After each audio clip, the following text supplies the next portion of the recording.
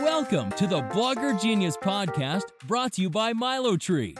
Here's your host, Jillian Leslie. Hello, everyone. Welcome back to the Blogger Genius Podcast. I am your host, Jillian Leslie, and I am also a serial entrepreneur, and I love helping you grow your business. Today, I have an emotional topic to talk about, and it is Pinterest. Oh, I can feel I'm starting to sweat. Anyway, I am interviewing Amy Ford, and she is a Pinterest strategist, and her marketing agency is called Bloom and Grow Media. And I really liked talking to Amy because she did calm me down. She did say that from what she is seeing, you can still get a fair amount of traffic from Pinterest if you know what you're doing. Now, before I launch into the interview, I want to say if you are interested in growing your Pinterest followers, which I recommend you do because it is a signal to the algorithm that your account matters, definitely get the MiloTree pop-up app on your site. It pops up and asks your site visitors, to follow you on Pinterest. You get your first 30 days free. It will not slow your site down. Head to MiloTree.com to try it out. And I think you will find this interview interesting because according to Amy, a lot of the strategies that, for example, we put in place for Catch My Party are still working for us. And I almost feel like I don't want to jinx it, but Amy explains why. So if you want a streamlined Pinterest strategy without spending hours and hours on Pinterest, you will really enjoy this episode. So without further delay, here is my interview with Amy Ford. Amy, welcome to the show. Thank you, Jillian. I'm so excited to be here. I'm so glad you reached out to me. I'm happy to be here. Now, you are a Pinterest expert, Pinterest marketing. Would you share, and you do something very specific. You are a Pinterest marketer for photographers. I am. I don't just work with photographers. I do have a slew of different types of creatives that I work with, but my ideal I love you client is going to be my photographer.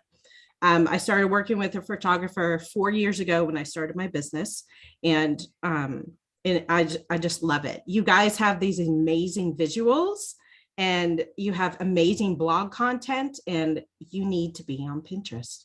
And me and my team, I have a team of like 2 or 3. I have a copywriter, a graphic designer, and my assistant that helps pin. And we can blog and we can pin, and it's kind of like an all-in-one kind of thing for photographers. Got it. So if you're talking about like a wedding photographer, those kinds of photographers, senior portraits, newborn, maternity, those kind of photographers. I have a branding photographer I work with as well that does really well. Yeah. Okay. Yeah. That is so interesting. So before we press record, we both started sharing our frustrations with Pinterest. And I said, let's wait until we are recording. So I feel like we need to vent and get that out of the way so that we can then talk about what is working on Pinterest, where you can find success, what are some shortcuts, and really be helpful. Yes.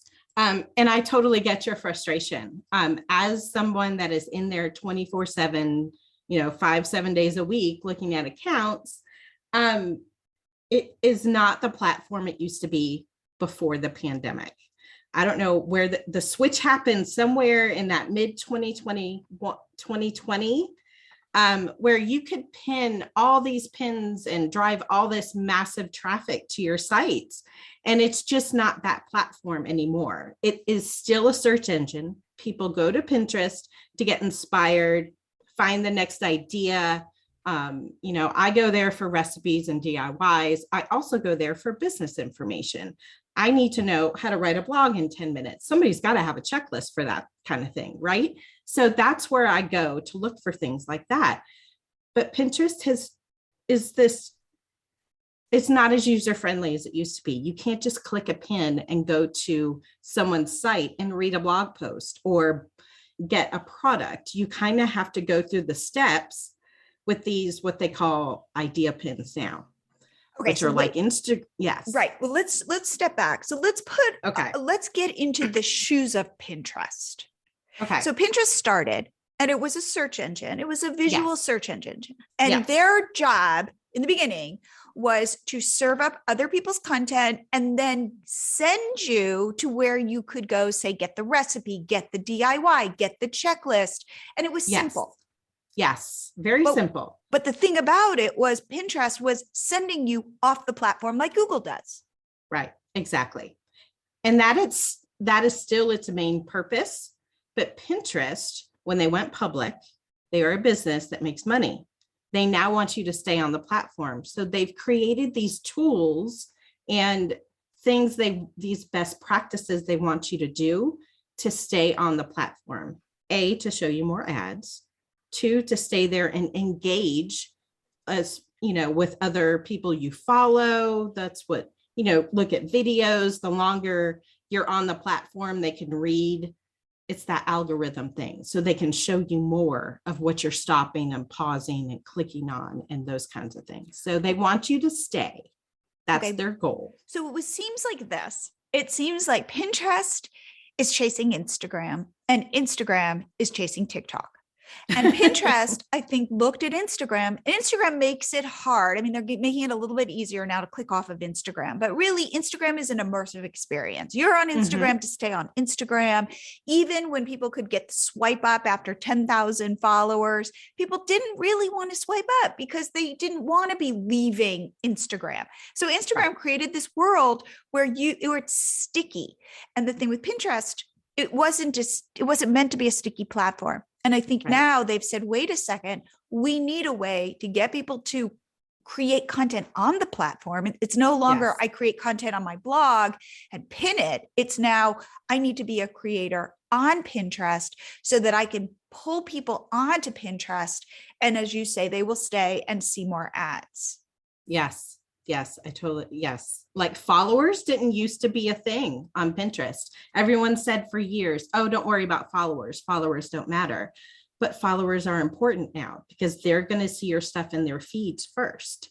And they're going to see those little bubbles at the top. Like when you're on the app, not 85% of people are using the app for Pinterest. Me as a marketer, 99.9% of the time I'm on a desktop. So there are more features on the app to help you create videos and use music and stickers. And actually you can link to products now if you use the app. As far as blog posts and things like that, you still cannot link those into an idea pin quite yet. Okay. I really feel like that is coming, but I feel like there's going to be some kind of money behind it. Like if you're going to pay for an idea pin to get a link, that's where this is going. That's kind of, I don't have confirmed information on that. I don't know that for sure, but in my gut, I feel like that's where things are going. So you don't have a bat phone where you can pick up the phone and just call directly to Pinterest to find out what they're doing. Now, here is the thing for me that is frustrating. So Pinterest still drives Catch My Party. That's our first blog that's doing well. It drives us a ton of traffic. And we typically, by the way, are still just pinning static pins. But we have had to make this cost benefit decision of, is it worth it for us to be spending our time creating idea pins with the intention? So your idea pin is living on the platform, giving people quote unquote ideas. And it will lead you back to your page on Pinterest to follow you. But then it becomes this circuitous route of, I see this idea pin. I can kind of interact with the idea pin, but it's not going to like lead me to say the recipe or the DIY. Then I can get to my account. Then somehow, like we were talking about this earlier, you've got to then find the right pin to click over to maybe find the recipe or the DIY. So could you explain like what that looks like? Okay. Now I am a true believer that static pins are still a thing, especially with my photographers. Now there are a lot of video idea pins with photographers on there, but we get the traffic with the static pins. The trick with the static pin is the consistent content. If you are blogging weekly, if you're blogging 2 to 3 times a week, which some photographers do, I have a photographer that blogs 3 times a week. So we have constant fresh content always going on the platform. Her account is phenomenal. But as a content creator, it's exhausting. And who has all that time, right? So wait, all that time to be creating content on your blog content or pinning onto Pinterest? Yes. Or both? Now, creating all the content for your blog. Okay. Because getting it to Pinterest is pretty easy. It's like clicking a button and putting it on there. Right. It's the creating of the content that takes so much time. Got it. So it's very frustrating as a user that you can't find anything. I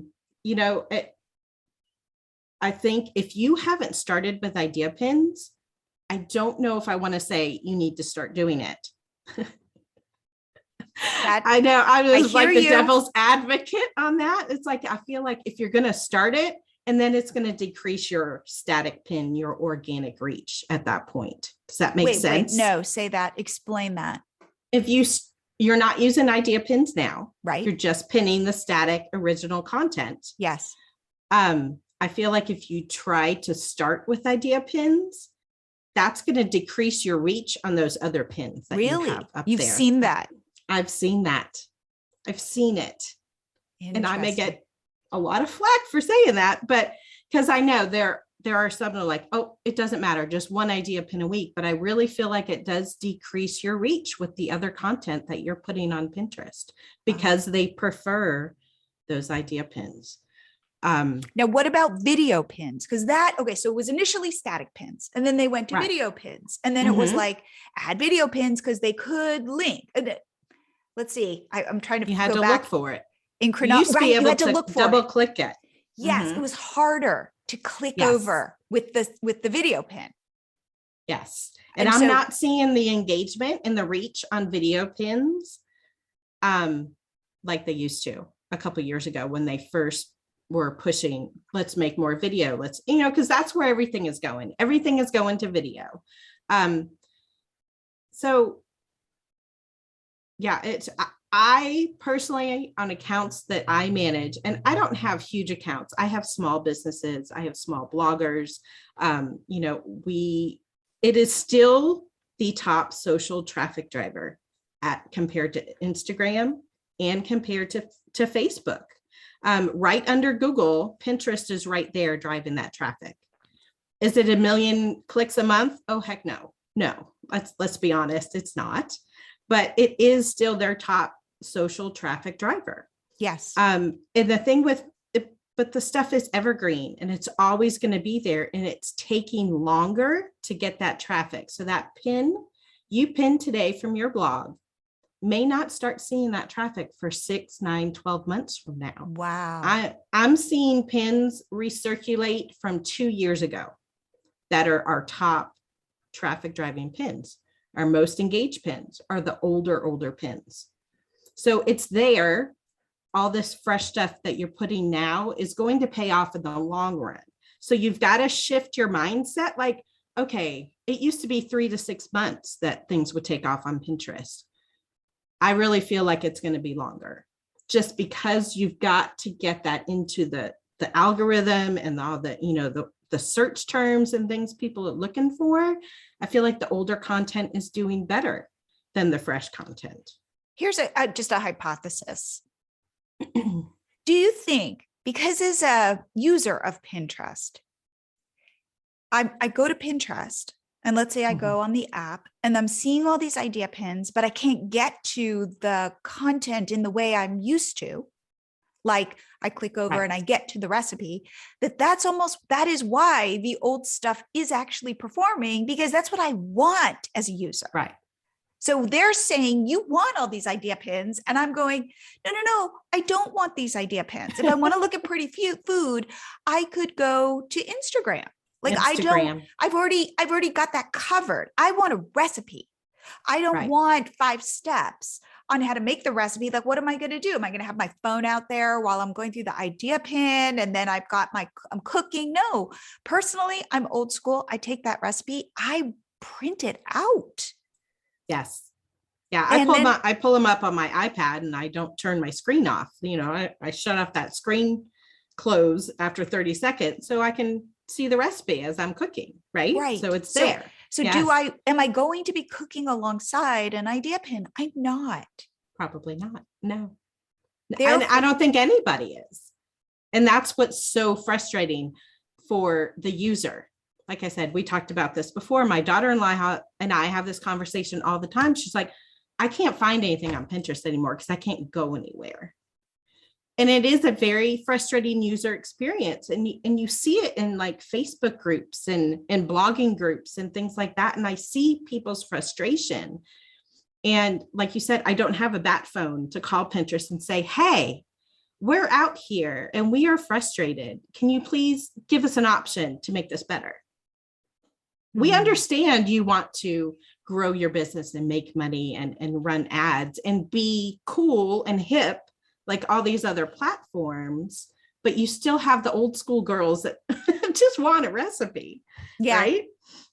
Do you see people who are all in on idea pins, creating idea pins because they want to be a Pinterest influencer? There is that side to the platform now. Last year, when they had their big Pinterest Creators Festival, there is that space where if you are on the platform to be an influencer and work with brands, there's a space for you there.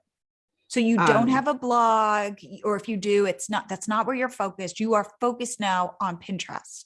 Yes, there is an option to work with brands and get paid by using idea pins. I haven't worked with a client in that situation yet, so I can't really speak to how that works. But I do know that even if like digital products, if you are working with a brand or a digital product or a lipstick company or a skincare company, and you create videos on Pinterest, those idea pins, and you link to their products, I'm assuming that's like some brand work there. So, there is a place for money to be made on Pinterest with these idea pins, but they're not, again, still not leading to a blog. This is not your typical blogger person, but there is that influencer space and there's a lot of them. Okay. If you search around and you look now, they have like Pinterest Live. You've got your influencers there creating content. You have Pinterest TV, which is new, which if you go on the app, there's a little like TV icon up there in that left-hand corner. And it's like shows that were made. They were made, craft, food, fashion, DIY, and they're the top influencer people making Pinterest TV shows. Wow. As well. To be honest, I haven't even looked at it. I don't ever hit that button. Wow. Yeah, because I don't go to Pinterest to scroll. I mean, I go to Pinterest to find something. That's what I do. And I feel like 85% of America or the world probably goes to Pinterest to find something. I wanted to take a short break to just talk a little bit more about the MiloTree pop-up app. Not only will it grow your followers on Pinterest, but there is also a pop-up to grow your followers on TikTok, one for Instagram, one for YouTube, Facebook, and your email list. You customize it however you want, and it is effective. If you have traffic to your blog or website, I promise you it will convert them into followers and subscribers. Go get yours at milotree.com and get your first 30 days free. And now back to the show. So talk to me about e-commerce, because I feel like Pinterest has abandoned bloggers because, again, not that they don't like bloggers, but they'd rather bloggers create content on Pinterest. They don't really want to send people off the platform. However, there's definitely a play for e-commerce brands. And I don't know, because we've been renovating our house, I'm looking at ideas, or I need lighting or things like that. And I end up on Pinterest, or I go to Pinterest to look, and it's all about shopping. So explain the shopping piece. The shopping happened, I would say about 2 years ago. They brought out the shop tab on profiles. You can connect your shop, whether it's Shopify. They prefer Shopify. It is really difficult for Etsy to get traffic from Pinterest now, which we've seen in the last 6 months. They've also taken that feature away where you used to be able to claim your Etsy shop. You can no longer do that. They are starting to take that. That's one way of keeping you on the platform, is to stop claiming other apps. So, okay. So wait, so before, if I have an Etsy shop, I can connect my Etsy shop to my Pinterest account under shopping. Yes. It was not a shop tab, but you could, you can claim your website to your blog. You used to be able to connect your Etsy in your account, and you could see stats from Pinterest to Etsy. That kind of thing. It was like you could connect your Instagram or your YouTube and things like that. They're doing away with that option, and they really want you to create your own shop on Pinterest. So if you are an e-commerce person, they have this verified merchant program. You upload like a catalog of products, you will get a shop tab. People can click directly and shop from Pinterest to your website. That is one way to get some traffic, but you are still staying longer on the platform with these shopping products. Is Pinterest getting a percentage of any of those sales? I know they've always talked about that. Like somehow that you could, have a cart on Pinterest and buy stuff, and it's like they get a percentage and they're making money from that. But you're saying no. And if you're running an ad for a product, then that's how they're getting their money. Got it. So if you're selling products from Pinterest and they come to your site to buy, all that can be tracked. But no, I have not seen one penny taken out. I know they've thought about it, tried to figure it out. Okay, so this is so interesting, Amy, because I would say the emotion that you and I are both experiencing is frustration. And I'm curious to see, I said to you before we pressed record, my confidence in Pinterest has dropped because I feel like they are serving their masters, but they have alienated a whole host of us. Now, maybe we're a small percentage and they're like, you know what, it's fine. We don't need you. I don't know. But even as a user of Pinterest, I feel frustrated and I therefore don't go as often. Right. So it's changed my behavior. We're building out this product that I've talked about a lot called MiloTree Easy Payments. Yes. And as we build it out, all we want to do is be aligned with the people using our product. So I am on calls daily where I am saying, hey, what are you struggling with? How can I make this easier for you and have my platform be so easy for you to get paid for workshops, memberships, coaching, that kind of thing.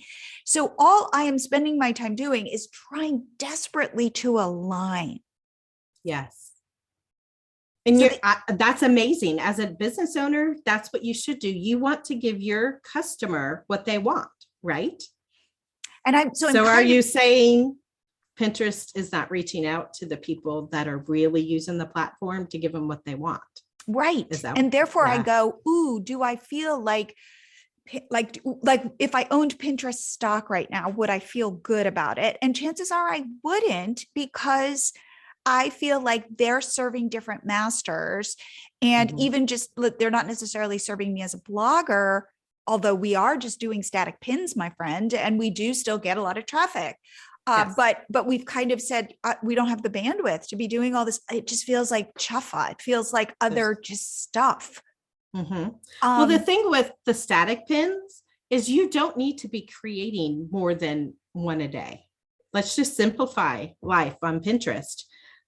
We don't need to pin 10 to 20 pins a day like we used to a couple years ago.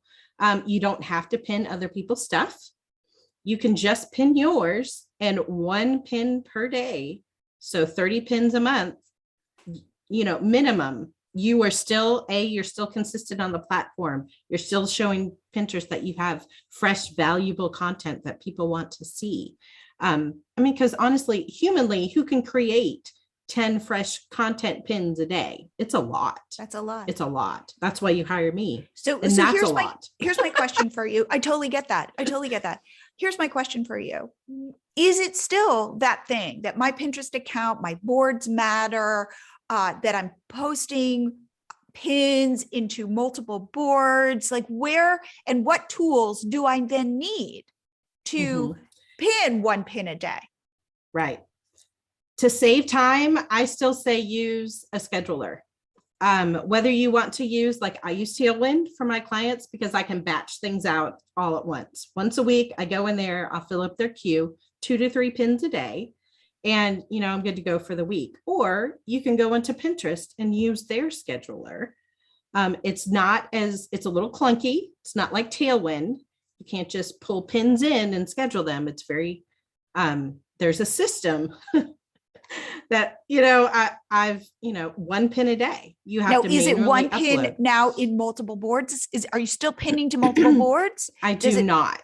You pin one pin to one board. One pin to one board and maybe to a second board, like 2 or 3 months down the road. Wow. Yes. And so go ahead, talk to me about this. You're creating, all right, for example, one blog post. This is just my standard with my clients. Sometimes it's going to work. Sometimes it's not. Every account is different. We will create 2 to 3 static pins and I will pin one pin image to one board. And then the next week, that different image, I'll put it to the same board because it has to relate. Like those keywords, they've got to line up again, right? So that's what's very important. You've got to pin it to the most relevant board first. So if you've got 3 different images, they're going to go to that most relevant board, but I space them out by like 7 to 10 days between different images. But you will then, this has always been the thing at Pinterest, because in the beginning, remember, you could just spam the platform, repinning the same pins over and over again. And that was Board Booster. And it was like, and I get it. Pinterest was like, whoa, stop spamming our platform. This is not cool that people are seeing the same pins over and over again. But is there a time and a place when you do take that pin and you repin it? If it's one of your top performing pins, recreate a new image for it and pin it again. But don't repin that one image that has done so well for you. I wouldn't pull it back into Tailwind with the same image description. That's considered a repin. Repins can really ding your account if you have too many of them. Interesting. So yes, I know it's, but that's where we get back to, let's simplify things, make 1 pin a day, and then spread out those images over a couple weeks. And if it does well in 3 months, pin it again. But bring it in as like it's like a new pin. Like rename the image, or actually do a different collage. I would create a different image. You would. They can visually see those images. And if it's the same exact image as before, you're going to get a decrease in reach. Okay. Amy, this is so enlightening. Now, here's the thing I just want to tell people. If you are a food blogger right now, get onto TikTok, because there is an opportunity. Or if you are a crafter, if you are a kids activity blog, like there are opportunities. Now, as somebody who also like blogs about blogging and stuff like that, my audience isn't yet on TikTok, but food, crafting, fashion, kids stuff. There is an opportunity. There is a land grab. Get onto TikTok, because if you can get a post to go viral, people will click on your link and you can drive traffic. So that is what I would say. I would say, start figuring out TikTok, spend less time making idea pins on Pinterest, and take that, if time is our most precious resource, use that time to go figure out this new platform. Right. Yeah. You've got to go what is going to work for your business. And, and mindset, like I said to my assistant, we had a conversation this morning. I said, Pinterest is a tool. It's a marketing tool. It's not the miracle answer it used to be that bloggers looked for 5 years ago. Make some pins, put them up there. They're going to sit forever and they will bring that traffic later on. It's, if you sit and look at your stats every 30 days, you're going to drive yourself insane. It's that long game marketing strategy. It's still a search engine. People can still find you. But if you want your stuff to go viral, you need to be on one of those social platforms as opposed to a search engine. And you can totally repurpose those, but there are ways and tricks to do it too. Pinterest doesn't want the same exact thing that's somewhere else, right? So okay, let's talk about static pins then, because what I will say, so I'm just going to summarize what I'm hearing you say. I am hearing you say there's a lot of extra stuff on Pinterest now, but if you focus on static pins and you are consistent, you can get traffic. It is probably definitely lower traffic than 5 years ago. Yes. But if you stay in there, you will get some traffic from this platform. So it's worth it. So it's worth it. And that you don't need to be taking that one pin and pinning it in 30 boards. And you don't want to be just repinning stuff. You really have to be intentional, making new pins for that blog post. But let's talk about how you optimize a static pin. What do you think makes a static pin successose? You've got to have an amazing image. You've got to have big, bold text. Those, what do they call them? The big fancy key, the trigger words like best and easy and top 10, things with numbers do very, very well on a static pin. But there are also technical things with a pin to be optimized as well. I'm a big behind the scenes with keywords and SEO. So your image file name, number one, is the most important. You can't have 1, 2, 3, 4 Pinterest JPEG. It has to be how to build a DIY fireplace.jpg. Like actually name your image what the content is about. And then you need to have that Pinterest title, again, keywords, but it has to make sense. You can't just shove 4 keywords together with a few commas. So you've got to have a good, strong title, again, with the trigger words and the keywords in it. And then a good description with a call to action. Pins with a call to action are going to get more clicks. People want to know what you want them to do. You can put a call to action like grab this freebie. You can put it on the image. That does really well as well, like a little picture of your freebie with an arrow, and you're telling them what you want them to do. So calls to action, we see about 80% more engagement on a pin that has a call to action. On the pin. And in the description. Because the tech part of Pinterest is going to read those words and correlate to, that description is important for keywords in search. So if people are looking for a freebie, like me, looking for a checklist for how to write a blog in 10 minutes, if you put that in your description and I search that term, that pin should pop up. And you also, you've got to have it lead to the correct URL. Don't lead them somewhere else or your homepage. That's just wasting time. And I just lost my train of thought.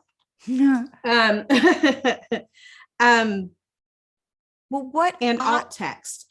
Text is important. If you manually schedule your pins, you have the option to do alt text. Again, talk about what the pin is. And one of the most important things in optimizing that pin, again, is the board it's pinned to. The very first board that pin is pinned to has to be the most relevant, and make sure that your boards have descriptions that, again, another place to throw in some keywords and some sentences about what is on that board. We are also seeing board covers coming back because people are going to your profile, and if they want to find easy 30-minute dinner recipes, put up that way they don't have to go searching. They can go straight to that board, and it's got a cover photo on it now. They can click right to it and find your pin. Because people have to jump through some extra steps, you want to make it easier for them. And these are people putting up their own board covers. Yes. Like create a little square cover in Canva and put the board title on there. And then if they're looking for a 30-minute dinner recipe, that's what you name that board cover. And and the same thing when you put your board covers up on Pinterest, you have to optimize that as well. So URLs, titles, descriptions, alt text.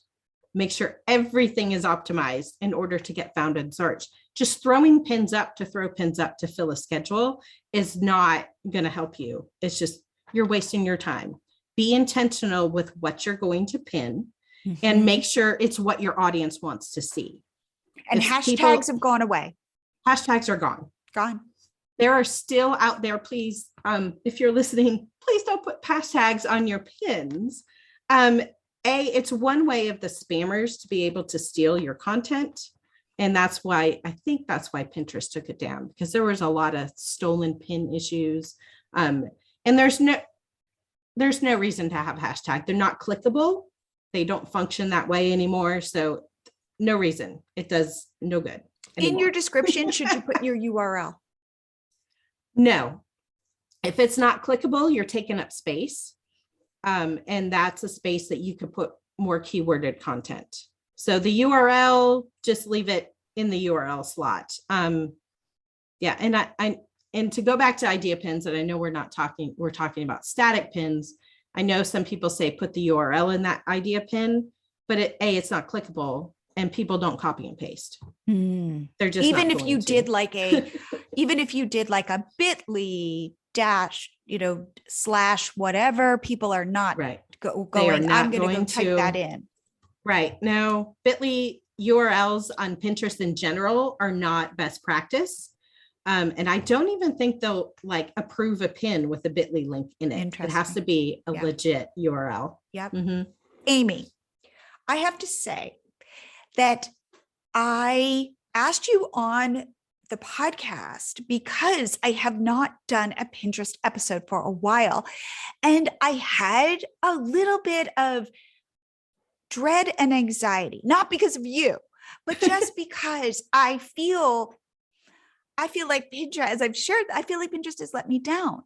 But having had this conversation, you've made me feel better because you've said there's all this stuff, but you know what?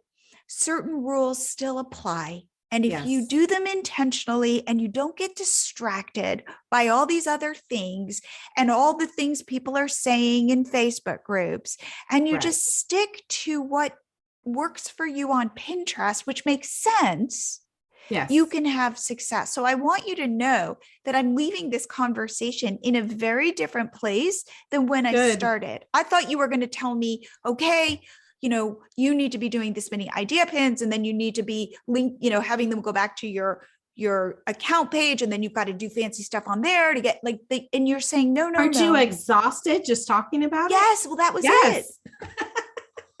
That was it. So you have calmed me down. Good. I'm glad. It's easy. Pinterest can be easy. You just have to simplify it and bring it back to the basics. One pin a day. There's to one board. That is amazing. So Amy, if people want to reach out to you, learn what you do, have questions, where should they go?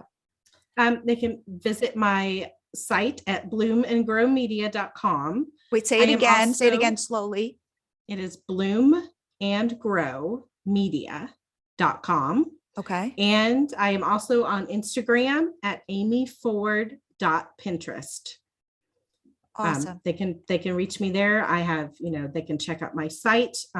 If you're a photographer, I would love to talk to you because it's a one and done situation with us. We blog, we do images, we pin, you're good to go. You don't even have to touch it. So. Wow. Well, I have to say, Amy, this has been a pleasure. You've made me feel better. So really, so thank you for that. And thank you for coming on the show. Thank you for having me, Jillian. It's been great. I hope you guys like this episode. For me, I found it very validating. We are not going to keep tweaking our Catch My Party Pinterest strategy. We are mostly pinning static pins that drive traffic to us, and we are happy with that. And I'm just keeping a close eye on how Pinterest continues to work for us. If you are liking the podcast, please head to iTunes or wherever you are listening to this podcast, and please give it 5 stars. I would be so grateful, and that way other people can find the show. And I will see you here again next week.